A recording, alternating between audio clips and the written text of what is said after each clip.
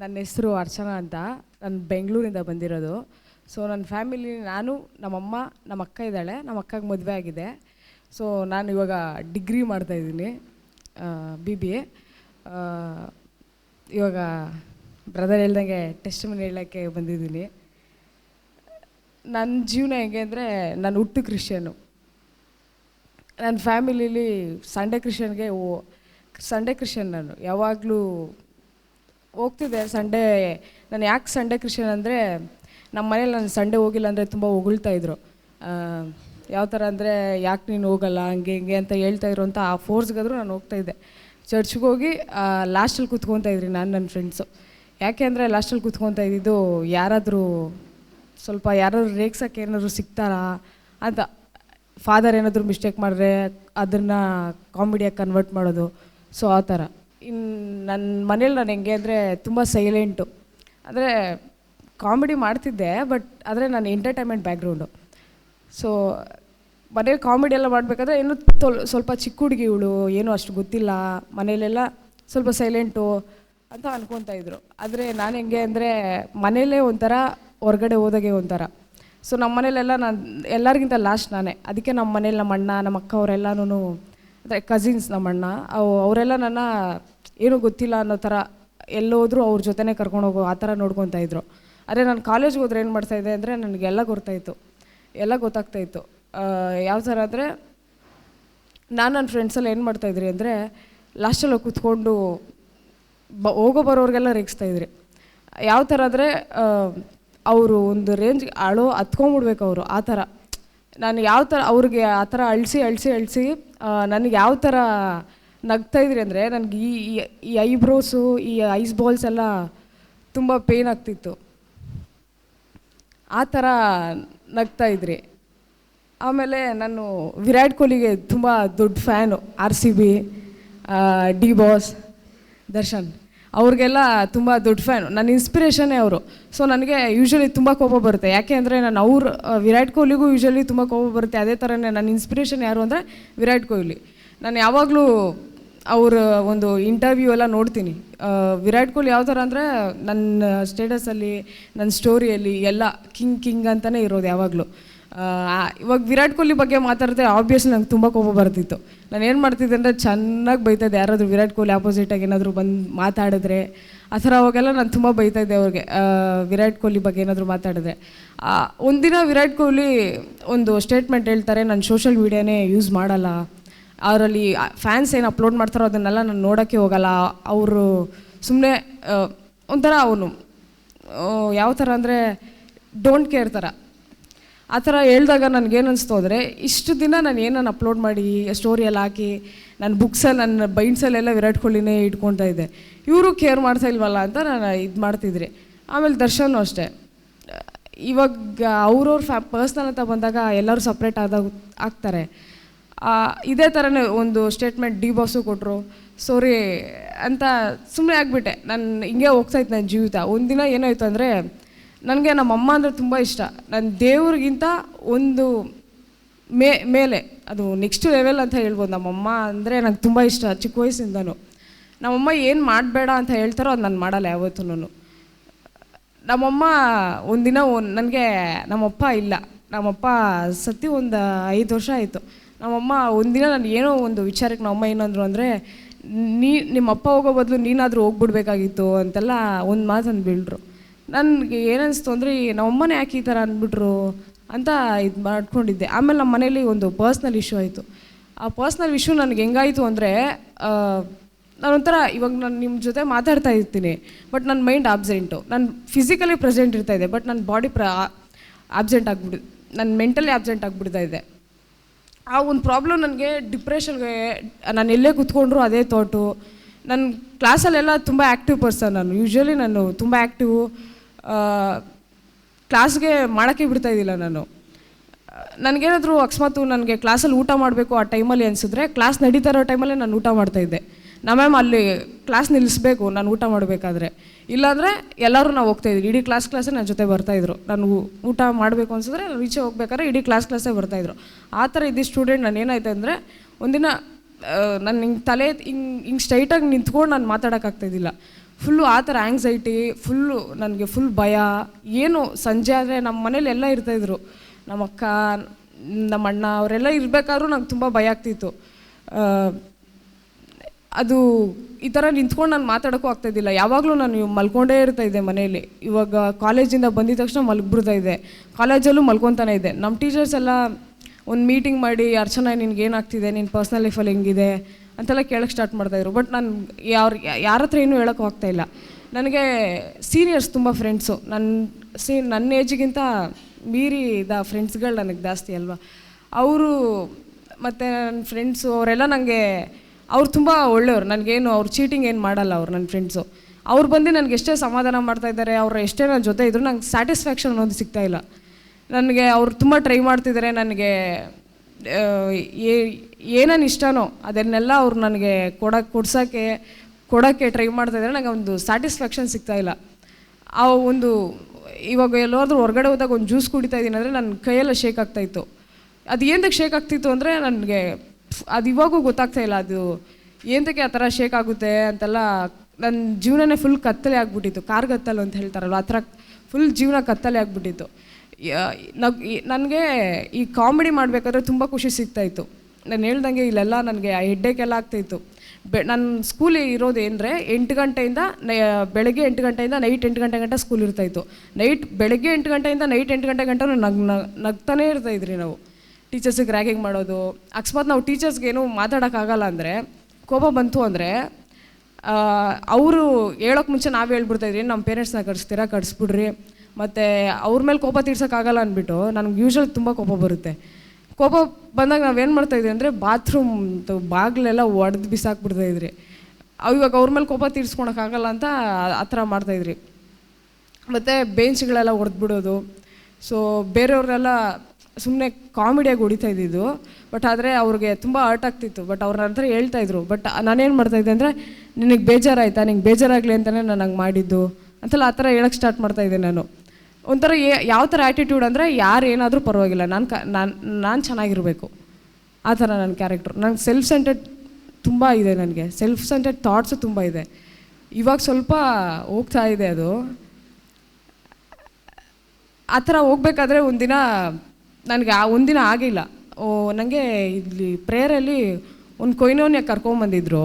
ಆವಾಗ ನನಗೇನು ಅಲ್ಲಿ ಲಾಸ್ಟಲ್ಲಿ ಕೂತ್ಕೊಂಡಿರ್ಬೇಕಾದ್ರೆ ಆ್ಯಂಥೋನಿ ಬ್ರದರು ಆ್ಯಕ್ಷನ್ ಸಾಂಗ್ ಮಾಡಿರಿ, ಏನಕ್ಕೆ ಇವರೆಲ್ಲ ಹಿಂಗೆ ಮಾಡ್ತಾರಪ್ಪ, ನಮ್ಮ ತಲೆ ತಿಂತಾರೆ ಇವರು ಅಂತ ಅನ್ಕೋತಾ ಇದ್ದೆ. ಈ ಆ್ಯಂಥೋನಿ ಬ್ರದರೆಲ್ಲ ನಮ್ಮ ಕಡೆ ಎಲ್ಲ ಬರ್ತಾ ಇರ್ತಾರೆ. ಅವರು ಯೂಶ್ವಲಿ ಆ್ಯಕ್ಷನ್ ಸಾಂಗ್ ಮಾಡಬೇಕಾದ್ರೆ ಒಂಥರ ಟೀಸ್ ಮಾಡೋದು ನನ್ನ ಫ್ರೆಂಡ್ಸ್. ಅದರಲ್ಲಿ ನೋಡಬೇಕಾದ್ರೆ ಅಯ್ಯೋ ಈ ಧ್ಯಾನಕ್ಕೆ ಯಾಕ್ತಾನೆ ಬನ್ನೋ ನಾನಪ್ಪ ಅಂತೆಲ್ಲ ಅನಿಸೋದು. ಸೊ ಅದಾದಮೇಲೆ ಬೆಳಗ್ಗೆ ಎದ್ದಿದ ತಕ್ಷಣ ನನಗೆ ಫೋನ್ ಇರಬೇಕು. ಫೋನ್ ಇಲ್ಲಾಂದರೆ ಒಂಥರ ಮೆಂಟಲಿ ಸ್ಟ್ರೆಸ್ ಆಗಿಬಿಡ್ತಾಯಿತ್ತು ನನಗದು. ಫೋನ್ ಇಲ್ಲ ಅಂದರೆ ನಾನು ಯಾವ ಥರ ಹುಡುಕ್ತಾಯಿದ್ದೆ ಅಂದರೆ, ಒಂಥರ ನಿಧಿ ಥರ ಹುಡುಕ್ಬಿಡ್ತಾಯಿದ್ದೆ. ಅದು ಏನಕ್ಕೆ ಹುಡುಕ್ತಾಯಿದ್ದೆ ಅಂದರೆ, ಇವಾಗ ಟೀಚರ್ಸ್ ಇರ್ತಾರೆ. ಸೊ ಅವ್ರು ಕಂಡ್ರೆ ನನಗಾಗಲ್ಲ. ನಾನೇನು ಮಾಡ್ತಾಯಿದ್ದೆ ಅಂದರೆ, ಕೆಟ್ಟದಾಗೆ ಮೆಸೇಜ್ ಸೆಂಡ್ ಮಾಡಿಬಿಡ್ತಾಯಿದ್ದೆ. ಮೆಸೇಜ್ ಸೆಂಡ್ ಮಾಡಿಬಿಟ್ಟು ನಾನು ಏನು ಮಾಡ್ತಾಯಿದ್ದೆ ಅಂದರೆ, ನನ್ನ ಫ್ರೆಂಡ್ಸ್ಗೆ ಹೇಳ್ತಾಯಿದ್ದೆ. ಯಾವ ಥರ ಅಂದರೆ, ನನ್ನ ಫ್ರೆಂಡ್ಸಿಗೆ ಸ್ವಲ್ಪ ನೋಡ್ಕೊಂಬಿಡು, ನಾನು ಮಾಡಿದೆ, ನೀನು ಒಪ್ಕೊಂಬಿಡು ಅಂತ ಹೇಳ್ಬಿಟ್ಟು, ನಾನು ಒಪ್ಕೊಳ್ರಿ ಅಂತ ನಾನು ಹೇಳ್ತಾಯಿದ್ದಿಲ್ಲ. ನನ್ನ ಫ್ರೆಂಡ್ಸ್ ಒಪ್ಕೊಂಬಿಟ್ಟಿರೋರು, ಮ್ಯಾಮ್ ನಾನೇ ಮಾಡಿದೆ ಮ್ಯಾಮ್, ನಾನು ಮಾಡ್ತಾಯಿದ್ದೆ, ಅವ್ರು ಒಪ್ಕೊತಾಯಿದ್ರು, ಅವರೇ ಬೈಸ್ಕೊತಾಯಿದ್ರು. ಆ ಥರ ಒಳ್ಳೆ ಫ್ರೆಂಡ್ಸ್ ಇರ್ಬೇಕಾದ್ರೆ ನಮಗೇನಾದರೂ ಬೇಜಾರಾಗಲ್ಲ. ಇನ್ನೂ ಚೆನ್ನಾಗಿ ಮಾಡ್ತೀವಿ ಆ ಥರ. ನನ್ನ ಫ್ರೆಂಡ್ಸೆಲ್ಲ ಒಂದಿನ ಅವರು ಎಷ್ಟು ಅಂತ ಇದು ಮಾಡ್ತಾರೆ ಅಂದ್ಬಿಟ್ಟು ನಾನು ಬಿಟ್ಬಿಟ್ಟೆ. ಅಲ್ಲಿಗೆ ಆ ಮ್ಯಾಮು ಕೆಲಸದಿಂದ ನನ್ನಿಂದನೇ ತೆಗೆದುಬಿಟ್ರು. ಆ ಮ್ಯಾಮ್ ಏನಂದ್ರು ಅಂದರೆ, ನೀನು ಉದ್ಧಾರ ಆಗಲ್ಲ ಅಂತ ಹೇಳಿದ್ರು.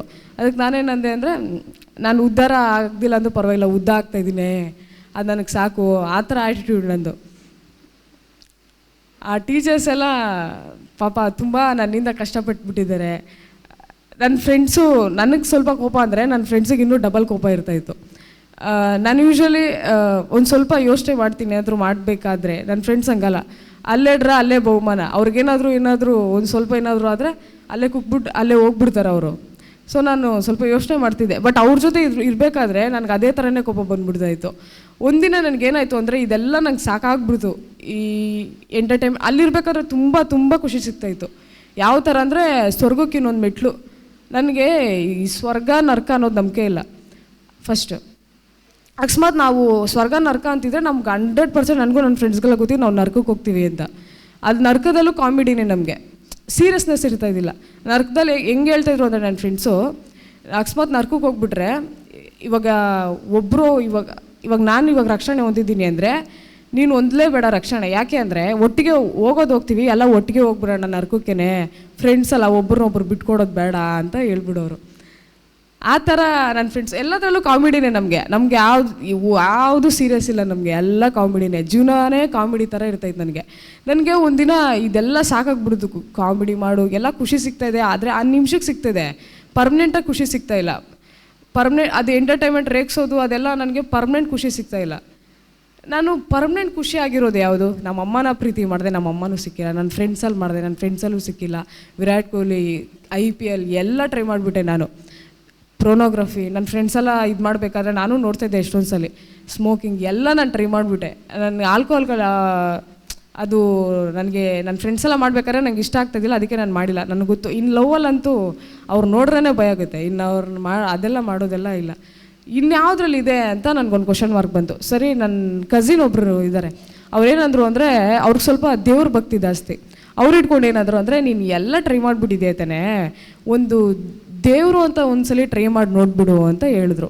ನಾನು ಯೋಚನೆ ಮಾಡಿ ನಮ್ಮ ಆಂಟಿ ಒಬ್ಬರಿದ್ದಾರೆ, ಅವರು ಶಿಶು ಬ್ರದರ್ ರಿಟ್ರೀಟ್ಗೆಲ್ಲ ಅಟೆಂಡ್ ಮಾಡ್ತಿದ್ರು.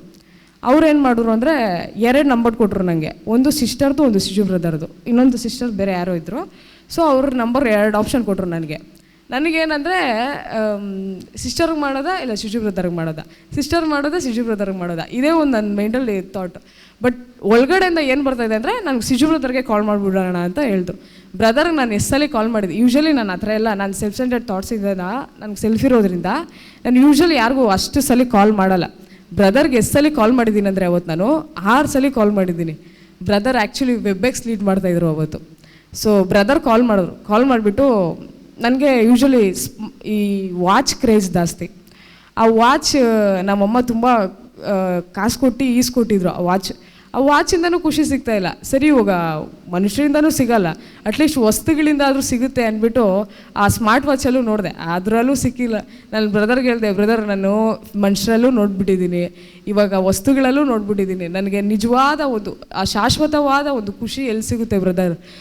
ನಾನು ಯೂಶ್ವಲಿ ಸೆಲ್ಫ್ ಇರೋರು ಯಾರೂ ಝೀರೋ ಆಗಿ ಮಾಡ್ಕೊಳಲ್ಲ. ನನಗೆ ಅವತ್ತೇನು ಅನಿಸ್ತು ಅಂದರೆ ನಾನು ಬದುಕಿರೋದೇ ವೇಸ್ಟ್ ಅಲ್ಲ. ಸುಮ್ಮನೆ ನಾನು ಯಾವ ಥರ ಅಂದರೆ ನಾನು ಎಷ್ಟು ವರ್ಸ್ಟ್ ಅಂದರೆ ನಮ್ಮಮ್ಮ ಎಷ್ಟೊಂದು ಸಲ ಈ ಪ್ರಿನ್ಸಿಪಲ್ ಹತ್ರ ಬಂದು ಎಷ್ಟೋ ನನ್ನ ಮುಂದೆ ಕಣ್ಣೀರು ಹಾಕಿ ಇದ್ದಾರೆ. ಅವ್ರೇನನ್ನೋರು ಅಂದರೆ ಇವಳನ್ನ ಕರ್ಕೊಂಡೋಗ್ಬಿಡಿ, ನಮಗೆ ಮ್ಯಾನೇಜ್ ಮಾಡೋಕ್ಕಾಗ್ತಾಯಿಲ್ಲ, ಇವಳೇನು. ನಾನು ಏನು ಮಾಡ್ತಾಯಿದ್ದೆ ಅಂದರೆ ಆ ನಗು ಒಂದು ರ್ಯಾಗಿಂಗ್ ಮಾಡೋದು, ಟೀಚರ್ಸ್ನು ಫ್ರೆಂಡ್ಸ್ನು ಎಲ್ಲರನ್ನೂ ರ್ಯಾಗ್ ಮಾಡ್ತಾಯಿದ್ರಿಂದ ಓದೋಕ್ಕೆ ನನ್ನ ಕಾನ್ಸಂಟ್ರೇಷನ್ನೇ ಬರ್ತಾಯಿದ್ದಿಲ್ಲ. ಓದೋಕ್ಕೆ ಬರಲ್ಲ ಅಂತಲ್ಲ, ಏನು ಮಾಡ್ತಿದ್ದೆ ಅಂದರೆ ಓದ್ತಾನೆ ಇರ್ತಾಯಿದ್ದಿಲ್ಲ. ನನ್ನ ಕಾನ್ಸಂಟ್ರೇಷನ್ ಫುಲ್ ಒಂದು ಎಂಟರ್ಟೈನ್ಮೆಂಟ್ ಅದರಿಂದಲೇ ನಾನು ಇರ್ತಾಯಿದ್ದೆ. ಅವಾಗ ಎಷ್ಟೊಂದು ಸಲ ನಮ್ಮ ಟೀಚರ್ಸ್ ಹೇಳ್ಬಿಟ್ಟಿದ್ದಾರೆ, ಕರ್ಕೊಂಡೋಗ್ಬಿಡ್ರಿ ಇವಳು ಇನ್ನು ಚೇಂಜ್ ಆಗಲ್ಲ, ಇವಳು ಭೂಮಿಗೆ ಬಾರ, ಎಂತಕ್ಕೆ ಇಟ್ಕೊತೀರಾ, ಎಲ್ಲಾದರೂ ಕೆಲ್ಸಕ್ಕೆ ಹಾಕ್ಬಿಡ್ರಿ, ಏನು ಓದಲ್ಲ ಏನಿಲ್ಲ, ಇರೋರ್ನೂ ಹಾಳು ಮಾಡ್ತಾವ್ರು ಇವರೆಲ್ಲ ಅಂತೆಲ್ಲ ಹೇಳೋರು. ನನಗೆ ಅವಾಗ ಏನಾಗ್ತಿತ್ತು ಅಂದರೆ ಇವರೆಲ್ಲ ಯಾಕೆ ನಾನು ಹಿಂಗೆ ಹೇಳ್ತಾ ಇರ್ತಾರೆ. ನಾನು ಎಷ್ಟೊಂದು ಸಲ ಟ್ರೈ ಮಾಡಿದ್ದೀನಿ ನಾನು ಚೇಂಜ್ ಆಗೋಕ್ಕೆ, ನನ್ನ ಫ್ರೆಂಡ್ಸಿಂದ ದೂರ ಆಗೋಕ್ಕೆ, ಮತ್ತು ಈ ಒಂದು ಥಾಟ್ಸಿಂದ ಮತ್ತು ರ್ಯಾಗಿಂಗಿಂದ, ಎಲ್ಲರೂ ರೇಗಿಸೋದ್ರಿಂದ, ಡಬಲ್ ಮೀನಿಂಗ್ ಮಾತಾಡೋದ್ರಿಂದ, ಕೋಪ ಬಂದರೆ ಕೆಟ್ಟ ಮಾತಲ್ಲಿ ಬೈಯೋದ್ರಿಂದ ಎಲ್ಲ ನಾನು ಎಷ್ಟು ಟ್ರೈ ಮಾಡಿದಂದರೆ ಆಗೇ ಇಲ್ಲ ನನ್ನ ಕೈಯಲ್ಲಿ. ಚೇಂಜ್ ಮಾಡೋಕ್ಕಾಗೇ ಇಲ್ಲ ನನ್ನ ಕೈ. ನಾನೊಂದಿನ ಅಂದ್ಕೊಂಬಿಟ್ಟೆ ಈ ಲೈಫೇ ಸಾಕಪ್ಪ ಅಂದ್ಬಿಟ್ಟು ಶಿಶು ಬ್ರದರ್ ಕಾಲ್ ಮಾಡಿದೆ. ಬ್ರದರ್ ಏನಾದ್ರು ಅಂದರೆ ಡಿಗ್ನಿಕೋಟೆಯಲ್ಲಿ ಪ್ರೇಯರ್ ಇದೆ ಬಂದುಬಿಡು ಅಂತ ಹೇಳಿದ್ರು. ಇವಾಗ ನನಗೆ ಟ್ರಾವೆಲಿಂಗ್ ಅಂದರೆ ಆಗಲ್ಲ, ನಾನು ಹೆಂಗೆ ಹೋಗಲಿ ಇಲ್ಲಿ, ಟ್ರಾವೆಲಿಂಗೇ ಆಗಲ್ಲ ನನಗೆ. ಬ್ರದರ್ ಬೆಂಗಳೂರಲ್ಲೇ ಮನೇಲಿ ಪಕ್ಕದಲ್ಲಿ ನಮ್ದು ಆ್ಯಕ್ಚುಲಿ ಬ್ರದರ್ ಕಾಲ್ ಮಾಡಿದ್ದು ನಾನು ಸಂಡೇ ಯೂತ್ ರಿಟ್ರೀಟ್ ಇತ್ತು ಬಸವನಪುರದಲ್ಲಿ, ಅಂದರೆ ನಮ್ಮೂರಲ್ಲೇ ಇತ್ತು, ಅಲ್ಲಿಗೆ ಹೋಗಲ್ಲ. ಇನ್ನು ತಮಿಳ್ನಾಡಿಗೆ ಬಾ ಅಂತ ಹೇಳ್ತಾರಲ್ಲ ಈ ಬ್ರದರು ಅಂತ, ಏನೋ ಒಂದು ಸುಮ್ಮನೆ ಒಂದು ಸಜೆಷನ್ ಏನಾದರೂ ಕೊಡ್ಬೋದು ಅಂತ ನಾನು ಕಾಲ್ ಮಾಡಿದ್ದು. ಸರಿ ಅಂದ್ಬಿಟ್ಟು ತಮಿಳ್ನಾಡಿಗೂ ಹೋಗಿ ಬಂದುಬಿಡ್ರಿ ಬ್ರದರ್ ಜೊತೆನೇ ಹೋಗಿ ಬಂದೆ. ಅಲ್ಲೇನಂದರೆ ಯೂಶ್ವಲಿ ನಮ್ಮ ಥಾಟ್ಸ್ ಹೆಂಗಿರುತ್ತೆ ಅಂದರೆ, ನನ್ನ ಥಾಟ್ಸ್ ಹೆಂಗಿರುತ್ತೆ ಅಂದರೆ, ನನಗೂ ಯಾವ ಥರ ಅಂದರೆ ನನ್ನ ಫ್ರೆಂಡ್ಸ್ ಕಲಿಸ್ಕೊಟ್ಟಿರೋದು ನನ್ನ ಥಾಟಲ್ಲ. ಬೇಂಚಲ್ಲಿ ಕೂತಿರ್ತೀವಿ, ಅದು ನಾನು ಮಾಡಿರೋ ತಪ್ಪು. ನಾನು ನನ್ನ ಫ್ರೆಂಡ್ಸ್ ಎಲ್ಲ ಒಂದೇ ಹೆಸ್ರು ಹೇಳ್ತಾ ಇದ್ದಿದ್ದು. ಆ ಥರನೇ ನನಗೆ ಬೇರೆಯವ್ರ ಮೇಲೆ ಎತ್ತಾಕ್ಬಿಡೋದು. ನಾನೇನೋ ತಪ್ಪು ಮಾಡಿರ್ತೀನಿ, ಅದನ್ನು ಬೇರೆಯವ್ರ ಮೇಲೆ ಎತ್ತಾಕ್ಬಿಟ್ಟು ನಾನು ಖುಷಿ ಪಡೋದು. ಮ್ಯಾಮ್ಗಳ ಹತ್ರ ಅವ್ರು ರೀಚ್ ಹಾಕ್ಸ್ಬಿಟ್ಟು ನಾನು ಖುಷಿ ಪಡೋದು. ನಾನು ಸಾಂಗ್ ಆಡೋದು ನೋಡಿಬಿಟ್ರೆ ನಮ್ಮ ಟೀಚರ್ಸ್ ಎಲ್ಲ ಅಂದರೆ ಒಂಥರ ಒಂದು ನಾಯಿ ಥರ ಆಡ್ತಾರಲ್ಲ ನೋಡಿ, ಈ ಸಾಂಗ್ನೇ ಒಂಥರ ಆಡ್ತಾರೆ, ಅದನ್ನ ನಾಯಿ ಥರ ಆ ಥರ ಆಡ್ತಾ ಇರಬೇಕಾದ್ರೆ ನಮ್ಮ ಟೀಚರ್ಸ್ ಎಲ್ಲ ಏನು ಮಾಡ್ತಾರೆ ಅಂದರೆ ಹೊರಗಡೆ ಹಾಕ್ಬಿಡೋರು. ಆ ಥರ ಸ್ವಭಾವ ನಂದು. ನಾನು ತಪ್ಪು ಮಾಡಿದ್ರೆ ನಾನು ಬೇರೆಯವ್ರ ಮೇಲೆ ಹಾಕ್ಬಿಡೋದು. ಆ ಥರನೇ ಥಾಟ್ಸ್ ನನಗೆ. ಒಂದಿನ ಅಲ್ಲಿ ಡೆಂಕ್ನಿಕೋಟಲ್ಲಿ ಬ್ಯಾಡ್ ಥಾಟ್ಸೇ ನನಗೆ. ಇವಾಗ ನಾನು ಇಷ್ಟೊಂದು ಸಲ ಹೇಳಿದ್ದೀನಿ, ಒಂದು ಬಿಲ್ಡಿಂಗ್ ಇರುತ್ತೆ, ಇವಾಗ ಎಕ್ಸಾಮ್ ಬರೀತಾ ಇರ್ತೀವಿ ನಾವು. ಈ ಬಿಲ್ಡಿಂಗ್ ಬಿದ್ದೋದ್ರೆ ನಾವು ಹೆಂಗೆ ಓಡೋದು, ಎಕ್ಸಾಮಲ್ಲಿ ಫೇಲ್ ಆದರೆ ಹೆಂಗೆ ಪಾಸ್ ಮಾಡ್ಬೋದು, ನಮ್ಗೆ ಆ ಥರ ಲಾಜಿಕಲಿ ಆ ಥರ ಥಿಂಕ್ ಮಾಡ್ತಾಯಿದ್ದೀನಿ ನಾನು. ನನಗೆ ಆ ಥರ ಥಾಟ್ ಬರಬೇಕಾದ್ರೆ ಯಾವತ್ತೂ ನನಗೆ ಆ ಥರ ಥಾಟ್ ಬಂದಿಲ್ಲ. ನಾನು ಹೇಳ್ತೀನಿ ಇವಾಗ ಥಾಟ್ ಏನಂತಂದರೆ, ನನಗೆ ನಮ್ಮಪ್ಪ ಅಂದರೆ ಆಗಲ್ಲ. ನಮ್ಮಪ್ಪ ಇರೋ ಜಾಗದಲ್ಲಿ ನಾನು ಯಾವತ್ತೂ ಕುತ್ಕೊತಾನೂ ಇದ್ದಿಲ್ಲ, ತಿಂತಾನೂ ಇದ್ದಿಲ್ಲ. ನಮ್ಮಪ್ಪ ಥರ ನಾನೇನೂ ತಿಂತಾನೂ ಇದ್ದಿಲ್ಲ. ಯಾಕೆ ಅಂದರೆ ನಮ್ಮಪ್ಪ ಒಂದು ಪ್ರಾಪರ್ಟಿ ವಿಚಾರಕ್ಕೆ ಒಂದು ಚೀಟಿಂಗ್ ಆದ ನಮ್ಮಮ್ಮಗೆ ಅವರು ಇದು ಮಾಡಿದ್ಮೇಲೆ ನಾನು ಹಿಂಗೆ ನಮ್ಮಪ್ಪನ ನಾನು ಮಾತಾಡ್ಸೋದು. ನಮ್ಮಪ್ಪ ಸತ್ತಾಗೂ ನಾನು ಹತ್ತಿಲ್ಲ, ನನಗೆ ಅಷ್ಟು ಕೋಪ ನನಗೆ. ನಮ್ಮಪ್ಪ ಸತ್ತಾಗ ನನಗೆ ಅದು ಆಂತರಿಕ ಗಾಯ ಆಗ್ಬಿಡ್ತು. ಎಲ್ಲ ಮೋಸ ಮಾಡ್ತಾರೆ ನಮ್ಮಮ್ಮಗೆ ಅಂತ. ಅವಾಗ ಏನಾಯಿತು ಅಂದರೆ ನಮ್ಮಪ್ಪ ಮೇಲೆ ಇದ್ದಿದ್ದ ಕೋಪ, ನಮ್ಮ ಫ್ಯಾಮಿಲಿ ಮೇಲೆ ಇದ್ದಿದ್ದ ಕೋಪ ಎಲ್ಲನೂ ಒಂಥರ ಆಂತರಿಕ ಗಾಯ. ಅದು ಒಂದು ತಮಿಳ್ನಾಡು ಡೆಂಕ್ನಿಕೋಟೆಗೆ ಹೋದ್ಮೇಲೆ ಏನಾಯಿತು ಅಂದರೆ ಅಲ್ಲಿ ದೇವರು, ನಾನು ನಂಬ್ತೀನಿ ಅದು ದೇವರೇ ನನಗೆ ಕೊಟ್ಟಿದ್ದು ಅಂತ. ನಿಮ್ಮಪ್ಪ ನಿನ್ನ ಕೈ ಬಿಟ್ಬಿಟ್ಟಿರ್ಬೋದು, ಆದರೆ ನಾನು ನಿನ್ನ ಯಾವತ್ತೂ ಕೈ ಬಿಡಲ್ಲ ಅಂತ ಹೇಳಿದ್ರು. ಸರಿ, ಅದನ್ನು ಒಂದು ಸ್ವಲ್ಪ ದಿನ ಟ್ರೈ ಮಾಡಿದೆ. ಅದು ಹೋಗ್ತಾ ಹೋಗ್ತಾ ಹೋಗ್ತಾ ಹೋಗ್ತಾ ಸ್ವಲ್ಪ ದಿನ ಆಯಿತು. ಜೀಸಸ್ ಕ್ರೈಸ್ಟ್ ಅಂತ ಬಂದಮೇಲೆ ಹೋಗ್ತಾ ಹೋಗ್ತಾ ನನ್ನ ಫ್ರೆಂಡ್ಸ್ ಎಲ್ಲ ನನ್ನ ಇವಾಗ ಸ್ಟೋರಿ ನಂದು ಏನಾಗ್ತಿತ್ತು ಅಂದರೆ ಮ್ಯೂಸಿಕ್ ಅಡಿಕ್ಷನ್ ನಂದು. ಇವಾಗ ಇನ್ಸ್ಟಾಗ್ರಾಮಲ್ಲಿ ಏನಾದರೂ ಒಂದು ಥಾಟ್ಸ್ ಅವ್ರಿಗೇನಾದರೂ ಬಂದರೆ ಅವ್ರನ್ನ ಒಂದು ಟೈಪ್ ಮಾಡಿ ಹಾಕ್ತಾರೆ. ಅವಾಗ ಏನು ಮಾಡ್ತಿದ್ದೆ ಅಂದರೆ ನಾನು ಅದಕ್ಕೆ ಕನೆಕ್ಟ್ ಆಗಿಬಿಡ್ತಾಯಿದ್ದೆ. ಕರೆಕ್ಟ್ ಅಲ್ಲ, ಇದು ನನ್ನ ಜೀವಿತದಲ್ಲಿ ಆಗ್ತಾಯಿದೆ ಅಲ್ಲ, ಹೌದು ಅಂದ್ಬಿಟ್ಟು ನಾನು ಅದೇ ಸ್ಟೋರಿ ಆಗ್ತಾಯಿದ್ದೆ. ಅದು ಯಾವ ಥರ ಆಯ್ತಂದರೆ ಒಂಥರ ಚೆನ್ನಾಗಿರ್ತೈತೆ ಅದು. ಇವಾಗ ರ್ಯಾಪ್ ಸಾಂಗ್ಸ್ ಆಗಿರಲಿ, ನಾವು ರ್ಯಾಪ್ ಸಾಂಗ್ ಕೇಳೋದು ನಿಮ್ಮ ಥರ ನಾರ್ಮಲ್ ಸಾಂಗ್ಸ್ ಅಲ್ಲ, ಅದು ಒಂಥರ ಬ್ಯಾಡ್ ವರ್ಡ್ಸಲ್ಲಿ ಡಬಲ್ ಮೀನಿಂಗಲ್ಲಿ ಇರೋ ರ್ಯಾಪ್ ಸಾಂಗ್ಸ್ ಅದು. ಆ ರ್ಯಾಪ್ ಸಾಂಗ್ಸ್ ಎಲ್ಲ ಕೇಳ್ತಾ ಕೇಳ್ತಾ ಕೇಳ್ತಾ ನನ್ನ ಮೈಂಡ್ ಅದಕ್ಕೆ ಟ್ಯೂನ್ ಆಗಿಬಿಡ್ತಾಯಿತ್ತು. ನನ್ನ ಆ್ಯಟಿಟ್ಯೂಡ್ ಹೆಂಗಿರ್ತಾಯಿತ್ತು ಅಂತ ನಾನು ನಡಿಬೇಕಾದ್ರೂ ಆ ಒಂದು ಆ್ಯಟಿಟ್ಯೂಡ್ ಅದು ನನ್ನಲ್ಲಿ ಹಂಗೆ ಗೊತ್ತಾಗ್ಬಿಡ್ತಾಯಿತ್ತು, ಆ ಒಂದು ಆ್ಯಟಿಟ್ಯೂಡು. ಅವಾಗ ಆ್ಯಟಿಟ್ಯೂಡ್ ಹೋಗ್ತಾ ಹೋಗ್ತಾ ಹೋಗ್ತಾ ಹೋಗ್ತಾ ಅದು ದೊಡ್ಡದಾಗ್ತಾ ಆಗ್ತಾ ಹೋಗ್ತಾಯಿತ್ತು. ಸೊ ಇದನ್ನೆಲ್ಲ ಸ್ವಲ್ಪ ದಿನ ಬಿಡೋಕ್ಕಾಯಿತು. ಯಾವಾಗ ನಾನು ಜೀಸಸ್ ಕ್ರೈಸ್ಟ್ ಅಂತ ಬನ್ನೋ ಅದು ಸ್ವಲ್ಪ ದಿನ ಬಿಟ್ಟೆ. ಆಮೇಲೆ ತಿರ್ಗಿ ಅದೇ ಕಂಟಿನ್ಯೂ ಆಗಿಬಿಡ್ತು. ಮಿನಿಸ್ಟ್ರಿಯಲ್ಲಿದ್ದೆ, ಪ್ರೇಯರಲ್ಲಿದ್ದೆ, ಬಟ್ ಆದರೆ ಇನ್ನೂ ಕಂಟಿನ್ಯೂ ಮಾಡೋಕ್ಕಾಗ್ತಾಯಿಲ್ಲ. ಬಿದ್ದೋಗ್ಬಿಟ್ಟಿದ್ದೀನಿ ನಾನಲ್ಲಿ, ಎದ್ದೊಳಕ್ಕೆ ಆಗ್ತಿಲ್ಲ ನನಗೆ. ಸರಿ ಅಂದ್ಬಿಟ್ಟು ಹಿಂಗೆ ಫಸ್ಟ್ ದಿನ 2 ದಿನ ಎಲ್ಲ ಆಗ್ತಾ ಹೋಗ್ತಾ ಹೋಗ್ತಾ ಸ್ಟ್ರಗಲ್ಸ್ ಆಗ್ತಾನೆ ಇತ್ತು. ಒಂದಿನ ಏನಾಯಿತು ಅಂದರೆ ನನ್ನ ಮಲ್ಲಿಕ ಹ್ಯಾಂಡಲ್ ಮಾಡ್ತಾರೆ. ಆವಕ್ಕ ಪಾಪ ತುಂಬ ಕಷ್ಟ ನನ್ನ ಹ್ಯಾಂಡಲ್ ಮಾಡೋದು ಅಂದರೆ.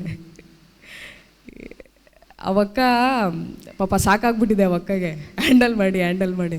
ಅವಕ್ಕ ಏನಂದ್ರೆ ಒಂದಿನ ನನಗೂ ಸಾಕಾಗ್ಬಿಟ್ಟೈತೆ. ಅವಕ್ಕಾದ್ರೆ ಹೇಳಿ ಅವಕ್ಕ ಕೇಳಿಸ್ಕೊಂಡು ಸಾಕಾಗ್ಬಿಟ್ಟೈತೆ. ಅವಕ್ಕ ಏನಂದ್ರು ಅಂದರೆ ಒಂದಿನ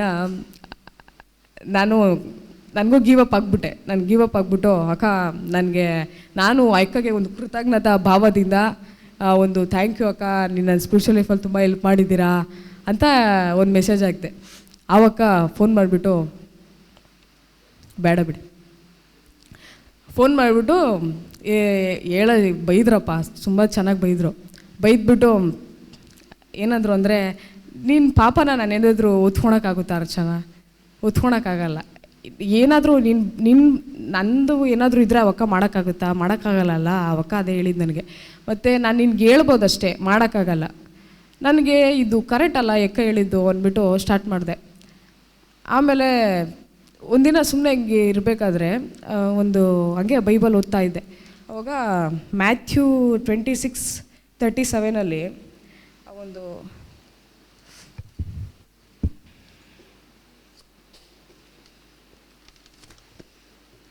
ಅಲ್ಲಿ ನೀವು ಓದಬೇಕಾದ್ರೆ 39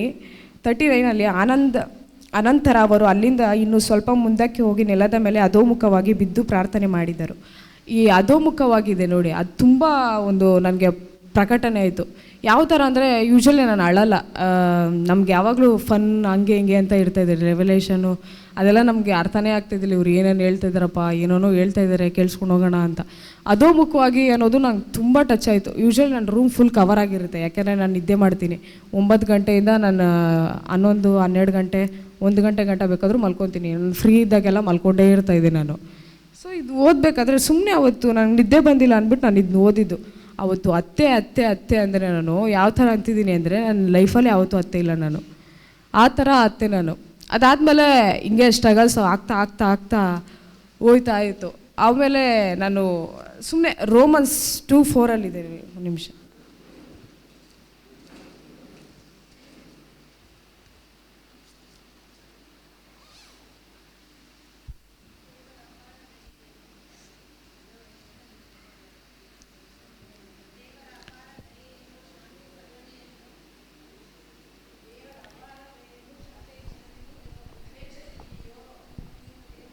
ದೇವರ ಅಪಾರ ದಯೆಯನ್ನು, ಶಾಂತಿ ಸಹನೆಯನ್ನು ಉಪೇಕ್ಷಿಸುತ್ತೀಯೋ? ನೀನು ದೇವರಿಗೆ ಆಗಬೇಕೆಂಬ ಉದ್ದೇಶದಿಂದಲೇ ಅವರು ನಿನ್ನ ಮೇಲೆ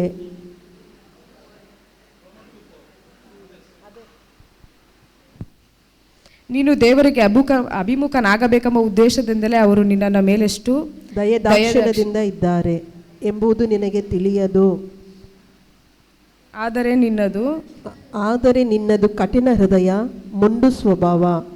ಆದ್ದರಿಂದ ದೇವರ ಕೋಪ ಹಾಗೂ ನ್ಯಾಯವಾದ ತೀರ್ಪು ವ್ಯಕ್ತವಾಗುವ ದಿನದಂದು ನಿನಗೆ ವಿಧಿಸಲಾಗುವ ಶಿಕ್ಷೆಯನ್ನು ನೀನಾಗಿಯೇ ಸಂಗ್ರಹಿಸಿಕೊಳ್ಳುತ್ತಿದ್ದೀಯೇ. ಇವಾಗ ಇದು ಅಕ್ಕ ಹೇಳ್ಬೇಕಾದ್ರೆ ನೀವು ಕೇಳಿಸ್ಕೊಂಡಿದ್ದೀರಾ ಅನಿಸುತ್ತೆ. ದೇವರು ಕಠಿಣ ಹೃದಯ, ಮೊಂಡು ಸ್ವಭಾವ. ಯಾರ್ದು? ನಂದು. ನನಗನ್ನಿಸ್ತು ಇದೆಲ್ಲ ನನ್ನಲ್ಲಿತ್ತು, ಕಠಿಣ ಸ್ವಭಾವ, ಮೊಂಡು ಸ್ವಭಾವ. ಅದೆಲ್ಲ ನನಗೇನಾಯಿತು ಅಂದರೆ, ಇವಾಗ ನನ್ನ ಪಾಪಕ್ಕೆ ನಾನೇ ಕಾರಣ ಅಲ್ವಾ. ಅಲ್ಲಿ ಇವಾಗ ದೇವ್ರು ನನ್ನ ಕೃಪೆ ಕೊಟ್ಟಿದ್ದಾರೆ ಅದನ್ನೆಲ್ಲ ಓವರ್ಕಮ್ ಮಾಡೋಕ್ಕೆ, ಅದನ್ನೆಲ್ಲ. ಆದರೆ ಅದನ್ನು ನಾನು ಕೃಪೆನ ಇಗ್ನೋರ್ ಮಾಡಿ ನನಗೆ ನಾನೇ ಪಾಪ ಮಾಡ್ಕೊತಾ ಇದ್ದರೆ, ಆದರೆ ಅದ್ರ ಅಂತಿಮ ಪ್ರತಿಫಲ ಏನಾಗಿರುತ್ತೆ ಅಂದರೆ ನರಕ ಆಗಿರುತ್ತೆ. ಬಟ್ ಇವಾಗ ಈ ಒಂದು ವಾಕ್ಯ ನನಗೇನು ಅನಿಸ್ತು ಅಂದರೆ, ಇದನ್ನ ಧ್ಯಾನ ಮಾಡ್ತಾ ಇವಾಗ ಸೆಲ್ಫ್ನ ಬಿಡೋಕ್ಕಾಗ್ತಾಯಿದೆ. ಅಂದರೆ 100% ಬಿಡೋದಲ್ಲ, 1%, 100%ಅಲ್ಲಿ ಒಂದು 2%, 3% ಡೇ ಬೈ ಡೇ ಇನ್ಕ್ರೀಸ್ ಆಗ್ತಾ ಇರೋದು. ಕೋಪ ಅಂತೂ ತುಂಬ, ಅಟ್ಲೀಸ್ಟ್ 100%ಅಲ್ಲಿ ಒಂದು 35% ಆದರೂ ಕಮ್ಮಿ ಆಗಿದೆ. ಇನ್ನು 75% ವರ್ಕ್ ಮಾಡಬೇಕು. ಸೆಲ್ಫ್ ಅನ್ನೋದು ಯೂಶ್ವಲಿ ಅದು ಏನಾದ್ರು ಕರೆಕ್ಷನ್ ಕೊಡ್ತಾರೆ ನೋಡಿ ಯಾರಾದರೂ, ಈ ನಮ್ಮ ಸಿಂತ್ಯಾಕ, ಈ ಮಲ್ಲಿಕಾಕೋರೆಲ್ಲ ಕೊಡ್ತಾರೆ. ಅವ್ರು ಚೆನ್ನಾಗಿ ಕೋಪ ಕಮ್ಮಿ ಮಾಡ್ಕೊಳೋದಕ್ಕಾಗೂ ಪ್ರಾರ್ಥನೆ ಮಾಡು, ಕೋಪ ಕಮ್ಮಿ ಮಾಡ್ಕೊಳೋದಕ್ಕಾಗಿ ಪ್ರಾರ್ಥನೆ ಮಾಡು ಅಂತ ಮಾಡ್ತಾಯಿದ್ದೀನಿ. ಆದರೆ ಅದು ಕರೆಕ್ಷನ್ ಇರುತ್ತೆ ನೋಡಿ, ಅದನ್ನು ತೊಗೊಳಕ್ಕೆ ತುಂಬ ಕಷ್ಟ. ಆದರೂ ತೊಗೊತೀನಿ. ಈ ಮತ್ತು ಬಟ್ಟೆ ಎಲ್ಲ, ಈ ಥರ ಬಟ್ಟೆ ಎಲ್ಲ ನಾನು ಆಗ್ತಾಯಿದ್ದಿಲ್ಲ. ನನ್ನ ಬಟ್ಟೆ ಎಲ್ಲ ಹರಿದೋಗ್ಬಿಡ್ತಾಯಿತ್ತು. ಅಂದರೆ ಟೋನ್ ಪ್ಯಾಂಟ್ಸ್ ಅಂತಾರೆ ನೋಡಿ, ಆ ಥರ ಎಲ್ಲ ನನ್ನ ಬಟ್ಟೆ. ಈ ಸಿಜು ಬ್ರದರ್ ಯಾವಾಗಲೂ ಬೈತಾ ಇರೋರು ನನಗೆ, ಎಂತಕ್ಕೆ ಈ ಬಟ್ಟೆ ಎಲ್ಲ ಹಾಕೊತೀಯ, ಅಂದರೆ ನಿನ್ನ ದೇವರಾಲಯ, ಈ ಥರ ಎಲ್ಲ ನೀನು ಹಾಕ್ಬಾರ್ದು ಅಂತ ಹೇಳ್ಬೇಕಂದ್ರೆ ನಂಗೆ ಒಂಥರ ಇರಿಟೇಟ್ ಆಗ್ತಿತ್ತು. ಆದರೆ ಯಾವಾಗ ದೇವ್ರ ಪ್ರೀತಿ ಅಂತ ನನಗೆ ಅರ್ಥ ಆಯಿತು, ಆವಾಗ ನಾನೇ ಆಗ್ದೆ. ನನಗೆ ದೇವ್ರ ಪ್ರೀತಿ ಅರ್ಥ ಆದಾಗ ದೇವ್ರು ನನಗೆ ನೀನು ಇದೇ ಮಾಡಬೇಕು, ಹಿಂಗೆ ಮಾಡಬೇಕು ಅಂತ ನನಗೆ ಫೋರ್ಸ್ ಮಾಡಿಲ್ಲ. ಜಸ್ಟ್ ಅವ್ರು ಹೇಳಿದ್ರು, ಜಸ್ಟ್ ನಾನು ಮಾಡಿದೆ ಅಷ್ಟೇ. ಇದರಿಂದ ನನ್ನ ಹಾರ್ಡ್ ವರ್ಕ್ ಅಂತೂ ಏನೂ ಇಲ್ಲ. ನಾನು ತುಂಬ lazy fellow. But by grace of god ನನ್ನ ತುಂಬ ಯೂಸ್ ಮಾಡ್ತಾ ಇದ್ದಾರೆ. ನನ್ನ ಯಾವುದೇ ಒಂದು ನೀತಿ ಕಾರ್ಯದಿಂದ ಅಲ್ಲ. ನಾನು ತುಂಬ ವೇಸ್ಟ್ ಫೆಲೋ ನಾನು. ಆದರೆ ದೇವರು ಬೈ ಗ್ರೇಸ್ ಆಫ್ ಗಾಡ್ ಅವ್ರು ನನ್ನ ಯೂಸ್ ಮಾಡ್ತಾ ಇದ್ದಾರೆ. ಇಲ್ಲಿ ಯಾವುದೇ ಒಂದು ಮನುಷ್ಯನಿಗೆ ಆಗಲಿ, ನನಗೇ ಆಗಲಿ ಯಾರ ಕಾರ್ಯನೂ ಇಲ್ಲ, ಬಟ್ ದೇವ್ರ ಕಾರ್ಯ. ಒಂದೊಂದು ಸಲ ಯಾಕೆ ದೇವ್ರು ನನ್ನ ಇಷ್ಟಪಡ್ತಾರೆ ಅಂತ ನನಗೆ ಕ್ವಶನ್ ಮಾರ್ಕ್ ಬಂದುಬಿಡುತ್ತೆ. ಆದರೆ ದೇವ್ರ ಪ್ರೀತಿ ಸ್ವರೂಪಿ ಅಂತ ಅವಾಗ ನನ್ನ ಮೈಂಡಲ್ಲಿ ಬರುತ್ತೆ. ಬಟ್ ಹೋಲಿ ಸ್ಪಿರಿಟ್ ಪ್ರತಿಯೊಂದು ಕ್ಷಣದಲ್ಲೂ ಎಲ್ಲದರಲ್ಲೂ ನಮ್ಮನ್ನ ನಡೆಸ್ತಾನೇ ಇರ್ತಾರೆ. ನಾನು ಏನು ಮಾಡಬೇಕು, ನಾನು ಏನು ಮಾಡಬಾರ್ದು. ಆದರೆ ನಾನು ನಿಮ್ಗೆ ಇದೊಂದು ಹೇಳಬೇಕು, ನನ್ನ ಕಾಲೇಜಲ್ಲಿ, ಈ ಸ್ಕೂಲಲ್ಲಿ ಕಾಲೇಜಲ್ಲೆಲ್ಲ ಇವಳನ್ನ ಕರ್ಕೊಂಡೋಗ್ಬಿಡ್ರಿ ಫಸ್ಟು, ಇವಳನ್ನ ನಾವು ಮೇಂಟೈನ್ ಮಾಡೋಕ್ಕಾಗ್ತಾಯಿಲ್ಲ ಅಂತ ಹೇಳೋರು. ಬಟ್ ಇವಾಗ ನಾನು ಓದ್ತಿರೋ ಕಾಲೇಜಲ್ಲಿ ಇವತ್ತುವರೆಗೂ ಇನ್ಡಿಸಿಪ್ಲಿನ್ ಅಂತ ನಂದು ID ಕಾರ್ಡ್ ಯಾವತ್ತೂ ಕಿತ್ಕೊಂಡೇ ಇಲ್ಲ. ಮತ್ತು ಯಾಕೆ ಈ ಹುಡುಗಿ ಇಷ್ಟು ಸೈಲೆಂಟು ಅಂತ ಹೇಳೋ ಮಟ್ಟಕ್ಕೆ ದೇವ್ರು ನನ್ನ ಕರ್ಕೊಂಬಂದಿದ್ದಾರೆ. ಅದು ಬೈ ಗ್ರೇಸ್ ಆಫ್ ಗಾಡೇ ಅದು. ಇವಾಗ ನನಗೆ ಯಾವ ಫ್ರೆಂಡ್ಸು ಇಲ್ಲ. ಅಂದರೆ ಒಂದು ಸ್ವಲ್ಪ ಜನ ಇದ್ದಾರೆ. ಅವ್ರ ರಕ್ಷಣೆಗೆ ತರಬೇಕು ಅಂತಲೇ ನಾನು ಸ್ವಲ್ಪ ಪ್ರಯತ್ನ ಮಾಡ್ತಾಯಿದ್ದೀನಿ. ಬಟ್ ಆದರೆ ಇನ್ನು ಸ್ವಲ್ಪ ಜನ ಯಾರು ಬೇಕೋ, ಯಾರೂ ಬೇಕಾಗಿಲ್ಲ ನನಗೆ. ನನ್ನ ಫ್ರೆಂಡ್ಸ್, ನನ್ನ ಫ್ಯಾಮಿಲಿ, ಅವರೆಲ್ಲ ಒಂದು ಪಾರ್ಟ್ ಆಫ್ ಲೈಫ್ ಅಷ್ಟೇ ಇವಾಗ ನನಗೆ. ಬಟ್ ಮೇನ್ ಫೋಕಸ್ ಏನು ಜೀಸಸ್. ಮೊದಲೆಲ್ಲ ನಾನು ವಿರಾಟ್ ಕೊಹ್ಲಿ, ಡಿ ಬಾಸ್ ಅವ್ರನ್ನೆಲ್ಲ ಇಟ್ಕೊಂಡು ಇನ್ಸ್ಪೈರ್ ಆಗಿಬಿಡ್ತಾಯಿದ್ದೆ ನಾನು. ಅವ್ರ ಥರನೇ ಆ್ಯಕ್ಟ್ ಮಾಡೋದು, ಅವ್ರ ಥರನೇ ಇರೋದು. ಆದರೆ ಇವಾಗ ಒಂದು ಸ್ವಲ್ಪ ಜೀಸಸ್ನ ಇಟ್ಕೊಂಡಾಗ ಸ್ವಲ್ಪ ಚೇಂಜಸ್ ಆಗ್ತಾಯಿದೆ. ಸೊ ಪ್ರೈಸ್ ಬಿಟ್ಟು